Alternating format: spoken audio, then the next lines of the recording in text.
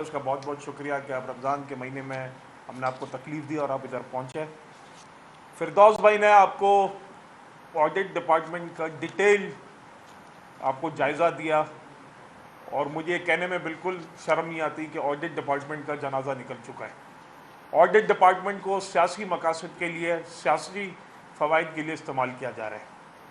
دیکھیں، parliamentary system میں ایک بہت امپورٹنٹ فورم ہے، اور وہ ہے آپ کا پبلک اکاؤنٹس کمیٹی، جس میں اپوزیشن کے نمائندگی ہوتی ہے، اور وہ پچھلے 5 سال کی جو حکومت کی پرفارمنس ہوتی ہے اس کو جج کرتی ہے، اس کو دیکھتی ہے کہ پچھلے 5 سال میں فائنینشیل سسٹم اس حکومت کا اور دوسرے ڈپارٹمنٹس کا کس طرح چلا۔ بڑے افسوس سے کہنا پڑتا ہے کہ جو ہماری جو ابھی پبلک اکاؤنٹس کمیٹی ہے وہ غیر فعال ہے۔ 2017 کے ابھی تک وہ جانچ پڑتال کر رہی ہے، اور اب ہمارا یہ اگست میں 2023 کا جو پارلیمنٹری سال ہے یہ ختم ہو رہا ہے، یعنی 2018 کا اور 2023 کا کب ہوگا کچھ نہیں پتا۔ جو ہم کہتے تھے کہ پبلک اکاؤنٹس کمیٹی کا chairman leader of the opposition ہونا چاہیے، اپوزیشن کے پاس ہونی چاہیے، تاکہ یہ جو بے ضابطگیاں ہیں، یہ جو کرپشن کے اسکینڈلز ہیں، یہ عام پبلک کو پتہ چل سکے۔ پبلک اکاؤنٹس کمیٹی کا اصلی کام ہوتا ہے مانیٹرنگ کا، چیک اینڈ بیلنسز کا، لیکن صوبہ سندھ میں یہ نہ ہونے کے برابر ہے۔ اس کا ایک واضح یہ مثال ملتی ہے، جس طرح فردوس بھائی نے بتایا کہ 2483 فارمیشن ہونے تھے، جو 12% ہونا تھا، لیکن صرف 7% آپ کی آڈٹ ہوئی، اور اس میں سے بھی 367 بلین روپیز کا جو آڈٹ ہونا تھا، اس میں سے صرف 147 بلین کا آڈٹ ہوا، باقی آڈٹ نہیں ہوا۔ اچھا، اس میں آپ پوری جو آڈٹ رپورٹ ہے، جو اتنی موٹی کتابیں ہمیں دی جاتی ہیں، اس میں آپ دیکھیں کہ یہ بے ضابطگیاں اور یہ کرپشن کس چیز میں ہے۔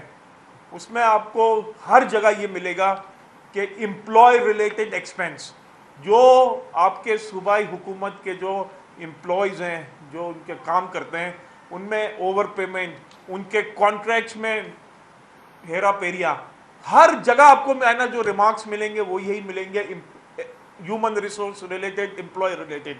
ایک یہ، اور دوسرا کہ جتنی پرچیزنگ ہوتی ہے، جو پروکیورمنٹ ہوتی ہے، یا تو اس کا رول فالو نہیں کیا گیا، جو آپ کے پیپرا سیپرا رولز ہیں، ان کی اوور پیمنٹ کی گئی ہے، اور کانٹریکٹرز کو، من پسند کانٹریکٹرز کو فوائد پہنچائے گئے ہیں۔ یہ میں آپ کو دیکھوں کہ اس میں یہاں تک بھی سامنے آیا ہے کہ کچھ سی ایم سیکریٹریٹ اور یہ جو دوسرا کلچر ڈپارٹمنٹ ہے، انہوں نے ارریگولر اوپننگ بینک اکاؤنٹ کھول دیے۔ سندھ بینک کے علاوہ اور کوئی اکاؤنٹ نہیں ہو سکتا، لیکن انہوں نے وہ بھی کر دیا جس میں 200 ملین روپے کی کرپشن ہوئی۔ یہ میرے نمبرز نہیں ہیں، یہ آپ کے آڈٹ رپورٹ کا ہے۔ اب ہم آتے ہیں کہ جس طرح یہ میں آپ کو بتاؤں کہ جو آڈٹ رپورٹ جو ابھی تک پبلک اکاؤنٹس کمیٹی میں 1992 سے 2017 تک جو ڈسکس ہوا ہے، سب سے پہلے میں آتا ہوں جو بہت ہی امپورٹنٹ ڈپارٹمنٹ ہے، agriculture supply and price department. 135 پیراز تھے 1992 سے 2017 تک، اور کمپلائنس کہتا تھا کہ اس کے 63 پیراز کی آڈٹ ہونی ہے، لیکن آج تک جو کمپلائنس ہوئی ہے وہ صرف 4 ہوئی ہے پیراز کی، یعنی 6.35% آڈٹ ہوا ہے پچھلے 15 سال میں agriculture supply and price department کا۔ اس کے ساتھ آپ آئیں فوڈ ڈپارٹمنٹ، 9.8%، 150 آڈٹ پیراز تھے اور کمپلائنس ہوئے ہیں صرف 10۔ اس کے بعد آپ آئیں لا اینڈ پارلیمنٹری افیئرز، 28 ہونے تھے، صرف 1 ہوا۔ پیج نمبر بھی بتا، page number 378 to 380۔ Life stocks and fishery department, page number 400 سے 402، 77 ٹوٹل آڈٹ پیراز ہونے تھے، 30 جو ہے وہ پیراز ریکوائرنگ کمپلائنس ہونے تھے، لیکن کمپلائنس ڈن بھی صرف 2، 6.7%۔ Mines and minerals department, total audit paras ہوئے 15، اور اس میں کمپلائنس ہوا صرف 1، 7.7%۔ یہ سارے ڈپارٹمنٹ کا یہ حال ہے، اور مجھے بڑا افسوس سے کہنا پڑتا ہے کہ جو آپ کے رورل ایریاز کے جو زیادہ ڈپارٹمنٹ ہے، جہاں پیسہ ادھر زیادہ خرچ ہوتا ہے، جس طرح آپ کا اریگیشن ڈپارٹمنٹ ہے، ایگریکلچر ہے، فوڈ ہے، ادھر لائف سٹاک ہے، ادھر آپ کو بے ضابطگیاں بہت زیادہ ملیں گی. جو کہتے ہیں نا کہ یہ پچھلے 15 سال کا جو ڈیولپمنٹ بجٹ سندھ کا جو ابھی تو میں اگر آپ 200 ارب روپے بھی لگا لیں تو 3000 ارب روپے سندھ میں لگ جانا چاہیے تھا پچھلے 15 سال میں. وہ تو ہے ہی نہیں کہیں.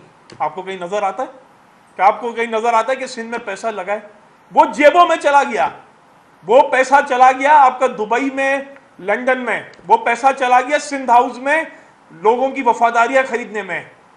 جو عام آدمی کا پانی، تعلیم، صحت، انفراسٹرکچر، ٹرانسپورٹ پہ پیسہ خرچ ہونا تھا، وہ ڈیولپمنٹ فنڈز ان پہ نہیں خرچ ہوا، بلکہ خرچ کہاں ہوا؟ اپنی جائیدادیں بنانے میں.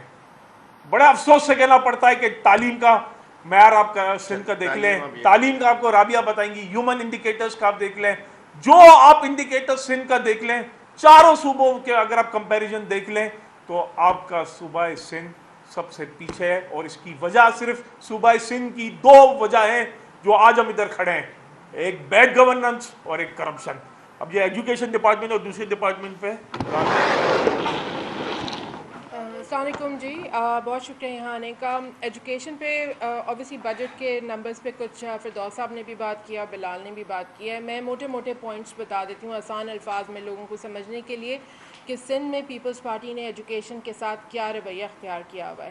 پچھلے 15 سال کی کنزیکٹیو جو رولرشپ ہے، کنگ شپ آپ کہہ لیں سندھ کے اندر پیپلز پارٹی کی، اس میں انہوں نے ڈیلیبریٹلی ایجوکیشن کے نظام کو کمپلیٹلی جو ہے وہ سندھ سے، صوبے سے غائب کر دینے کی کوششوں میں لگے ہوئے ہیں. اور آخری کچھ سانسیں جو ہے یہ تعلیم کا جو شعبہ ہے وہ سندھ کے اندر آخری سانسیں لے رہا ہے. پوسٹ کووڈ ہمارے پاس بیسکلی کہا جاتا تھا کہ 4 میں سے 3 بچے ایسے ہوتے تھے کہ جو کہ 10 سال کی عمر کی ایج میں لکھنا یا عام طریقے سے پڑھنا جانتے ہوں. اب یہ سچویشن اور خراب ہوتے چلے جا رہی ہے. جو فلڈ کی سچویشن آئی اس نے سندھ میں پیپلز پارٹی کو ایک اور بہانہ دے دیا کہ جی سکولز تباہ ہو گئے. قریباً 49,000 سکولز کی بلڈنگز کا بتایا جاتا ہے. اور ایک مزے کی بات آپ کو بتاؤں کہ 2016-17 میں آخری دفعہ سندھ ایجوکیشن ڈپارٹمنٹ نے اپنا ایجوکیشن پروفائل یعنی ایجوکیشن کی پوری رپورٹ پیش کی تھی. اس کے بعد سے انہوں نے اس ڈیٹا کلیکٹ کرتے ہیں فیلڈ سے لیکن چھاپتے نہیں ہیں، اس لیے کہ وہ نمبرز اتنے خراب ہو چکے ہیں کہ نہ وہ ڈونر ایجنسیز کو، نہ فنڈنگ ایجنسیز کو، نہ ہی وہ بیسکلی عام عوام کو دکھا سکتے ہیں کہ انہوں نے تعلیم کے ساتھ کس طرح کی تباہی مچائی ہے صوبے کے اندر. اب جہاں 49,000 سکولز تھے، فلڈ کے بعد وہ سکولز قریباً خود سی ایم صاحب فلور پہ کھڑے ہو کے بول چکے ہیں کہ 40% سکول جو ہے وہ ڈیمولش کنڈیشن کے اندر چلے گئے. یعنی صوبے کے اندر کم سے کم 40 سے 50% ایسے سکولز کی بلڈنگز ہوگی جو کہ ختم ہو چکی ہے. تو ہمارے پاس اس سے پہلے کووڈ تک 6.9 یا 6.7 اعداد تو چھاپتے نہیں ہیں. تو جو اسٹیٹسٹکس گورنمنٹ کے علاوہ جو ایجنسیز یا ڈونر ایجنسیز بتاتی ہیں وہ 6.9 ملین بچہ آؤٹ آف اسکول بتاتی ہیں. اس میں مزید 2 ملین بچوں کا اضافہ ہونے جا رہا ہے صوبے کے اندر. یعنی تعلیم جو ہے وہ غریب کا بچہ حاصل ہی نہیں کر سکے گا.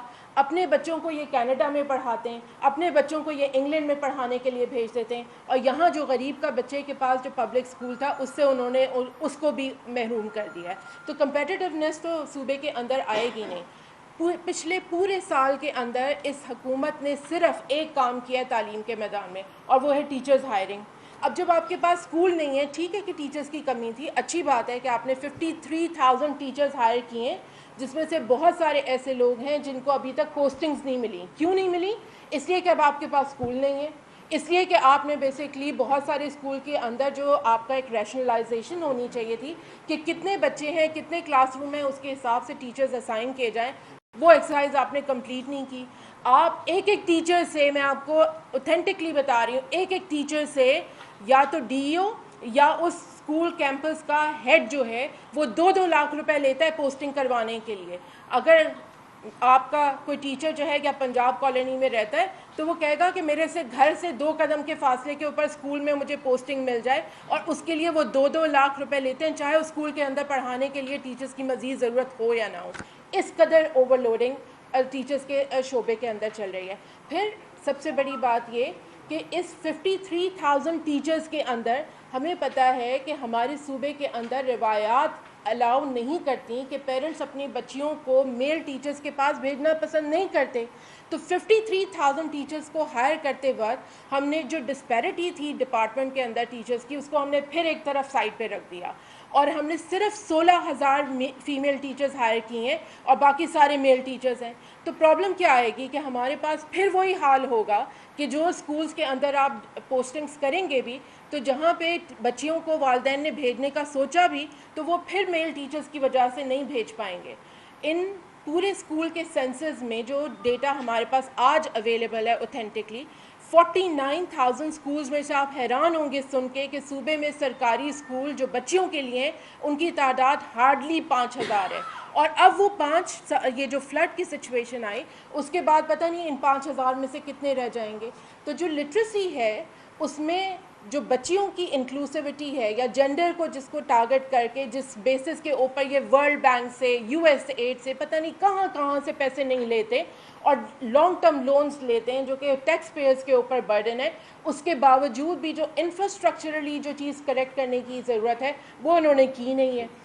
اب مجھے یاد کریں، دیکھیں یہ رپورٹ جو دی گئی اس کا مقصد تھا یہ پرفارمنس ہے، یہ نمبرز ہیں، یہ فائنینشیل آڈٹ ہے. پرفارمنس آڈٹ کدھر گیا؟ پرفارمنس آڈٹ یہ صرف ایک ڈپارٹمنٹ کا نقشہ کھینچا ہے. کرپشن سے ہم نے باقی ڈپارٹمنٹ کا نقشہ کھینچا ہے. آڈٹ دو قسم کا ہے، financial audit, management audit, performance audit. Auditor general of Pakistan کو یہ تینوں آڈٹ کرنے لازم و ملزوم ہے اگر وہ صحیح احاطہ کرنا چاہتا ہے حکومت سندھ کا، حکومت پنجاب کا، حکومت پاکستان کا. یہ وہ ادارہ ہے جس میں اب تک کلیدی کردار ادا کرنا ہے کرپشن کو ڈیل کرنے کے لیے. ہر سال جب فیڈرل گورنمنٹ کی رپورٹ آتی ہے تو سندھ گورنمنٹ اچھلتی ہے کہ اتنا فیڈرل گورنمنٹ نے گڑبڑ کی ہوئی ہے، یا پنجاب میں اگر PTI کی ہوگی تو مراد علی شاہ صاحب بلیوں اچھل رہے ہوتے ہیں.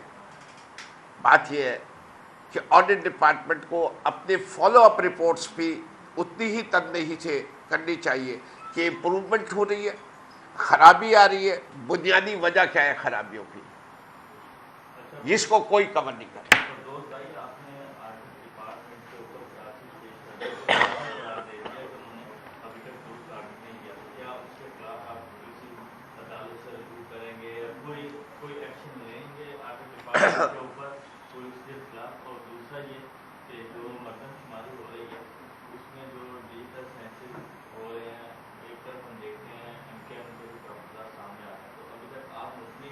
چلیے دو سوال آ گئے. جی پہلا والا یہ ہے، ابھی آپ سپریم کورٹ کا تو حال دیکھ رہے ہیں. ہم نے اگر یہ حال کر دیا تو خرید و فروخت جو ہے وہ سندھ ہائی کورٹ میں بھی شروع ہو جائے گی. تو عدالتیں پہلے یہ ڈکلیئر کر دے سندھ گورنمنٹ کے عدالتوں کے فیصلوں کو مانے گی، یہ نہیں پھر کہے گی کہ یہ اس عدالت کا فیصلہ ہم نہیں مانتے یا مانتے. اول تو جتنے انہی نے میجسٹریٹ لگائے جو آئندہ آگے جا کے جج بنتے سب کا تعلق پیپلز پارٹی سے. تو آئندہ 10 سال 15 سال تک جو بھی جج بنے گا اس کا آلریڈی پارٹیزین ہے ہمارے لحاظ سے تحریک انصاف کے، معذرت کے ساتھ، اس سے کہ ہمارے جوڈیشل پروسیس کے اندر کوئی اسکروٹنی کی وہ نہیں ہے. اب آئیں آپ کا جو میجر سوال ہے وہ ہے سینسس کے حوالے سے. سینسس پاکستان تحریک انصاف واحد جماعت ہے جو اس وقت یقین رکھتی ہے کہ سینسس ہونا چاہیے. سینسس ایک نہایت اہم ایکسرسائز ہے، اس کو کنٹروورشل نہیں کرنا چاہیے، اس کے اندر اصلاحات کرنی چاہیے، اس کو بہتر کرنا چاہیے. اور ہم اس بات پہ بھی یقین رکھتے ہیں کہ ہر شخص کو وہاں گنتی ہونی چاہیے جہاں کی وہ چیزیں استعمال کر رہا ہے، جہاں وہ پچھلے 6 ماہ سے رہ رہا ہے. اس وقت کے سینسس کے اندر ہم نے بھی کمیاں نوٹ کی ہیں جس کے لیے ہم نے لکھا ہے. پہلی کمی ہم سمجھتے ہیں کہ یہ ڈیٹا پہلے آ جانا چاہیے کہ پاکستان میں نادرا کے ریکارڈ سے لحاظ سے کتنے لوگ ایسے ہیں جن کے پاس شناختی کارڈ بھی ہے یا بے فارم میں ان کا ذکر آ گیا ہے، تو آپ کو ایک آبادی وہاں سے ملے گی. اس وقت سب سے زیادہ اہم جو چیز ہو جاتی ہے وہ یہ ہو جاتی ہے کہ جن لوگوں کے پاس NIC نہیں ہے ان کی تعداد کتنی ہے. ہماری حکومت سے ہم نے پہلے بھی کہا تھا، ہمارے جب فیڈرل گورنمنٹ میں تھے ہمارا پورا ارادہ تھا کہ اس دفعہ جب سینسس ہوگا تو اس کے ساتھ ساتھ ایلین کارڈ بنانا لازم ہے. ایلین کارڈ کون سا ہے؟ جو حضرات پاکستان کی نیشنلٹی نہیں رکھتے، چاہے وہ افغانستان سے آئے ہوں، چاہے وہ مشرقی پاکستان کی وجہ سے آئے ہوں. اب مشرقی پاکستان کو کتنے سال ہو گئے؟ 52 سال. اگر ان کے بچوں کو ابھی بھی ہم پاکستانی نہیں ماننے کو تیار تو ہم ظلم کر رہے ہیں. اسی طرح اگر ہم نے افغانستان کے لوگوں کو واپس افغانستان بھیجنا ہے تو ان کی شناخت ہونا لازم ہے، ان کا ایلین کارڈ بننا لازم ہے. لیکن جب وہ یہاں کا پانی پیتے، یہاں کی گندم کھاتے، یہاں کی سڑکیں استعمال کرتے تو سینسس میں ان کا ذکر بھی لازم ہے. یہ ہم نے شتر مکھ والا کام نہیں کرنا کہ مٹی میں اپنا سر دے دیا اور کہہ دیا یہ لوگ تو ہے ہی نہیں. بھائی ہیں، موجود ہیں، برمیز بھی ہیں، روہنگا بھی ہیں، ایران کے لوگ بھی آئے ہوئے. ان کی تعداد نہیں معلوم، وہ تعداد معلوم کرنا ضروری ہے. اچھا سر، میرا سوال یہ ہے، آپ نے ایک اہم نقطہ اٹھایا ہے، آڈیٹر جنرل بیسیکلی اس کا ذمہ دار ہوتا ہے آڈٹ کا، اور آڈیٹر جنرل بنیادی طور پہ وفاقی گورنمنٹ کا ادارہ ہے، وفاق کے انڈر آتا ہے. آپ نے 21-22 کی یہ رپورٹ دی ہے یا اس سے پہلے؟ تب تو PTI کی حکومت تھی، آپ نے کبھی اپنی فیڈرل گورنمنٹ میں یہ آواز اٹھائی کہ آڈیٹر جنرل کی رپورٹ درست نہیں ہوتی؟ آپ کی گورنمنٹ تھی. اچھا جی، اس کے اندر